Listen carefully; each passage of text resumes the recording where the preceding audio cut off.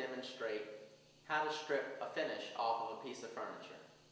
It's a bit echoey in here, but that's because we're in a spray booth, which sucks all the air towards this filter, keeping all the particles of paint thinner and paint and any kind of floating materials that can be in the air going in one direction to keep the dust off the piece and to keep it safe in the room to breathe. Other precautions are a respirator, gloves, and safety glasses. The things we'll be using to do this process are paint thinner, paint remover, a wire brush, steel wool, sandpaper, and some rags. This piece of furniture has flaking finish. In places it's completely worn out. In other places you have dirty buildup. We're going to remove all that. The first thing we'll attack is the flaky paint, because that's the loosest and the easiest thing to remove. We'll do that using a wire brush, being careful not to mar up the wood.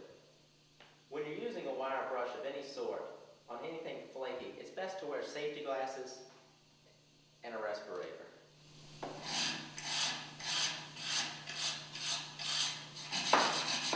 Once you've used your wire brush to remove any loose paint, then it's time to go to the next step. What we'll go to next is these areas where the stain is still fairly well attached, but it's worn away in the surrounding area. This will be the next easiest thing to remove. After you're done wire brushing the chair, use some compressed air to blow any dust off of the chair.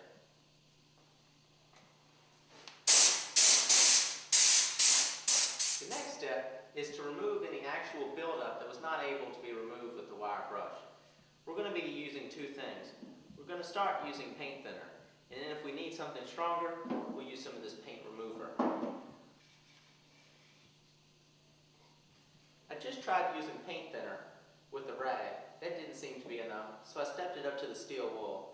That also doesn't seem to be enough. So now I'm going to try using this paint remover, which is a much stronger solvent.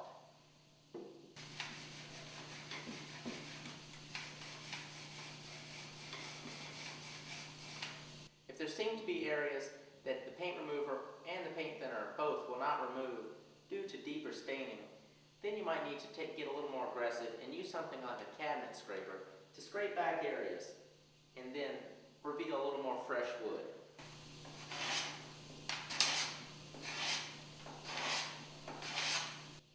For demonstration purposes, I'm going to go ahead and stop here. But when you're working on yours at home, just keep doing the same process all over the entire chair until you get results that appear to be like this.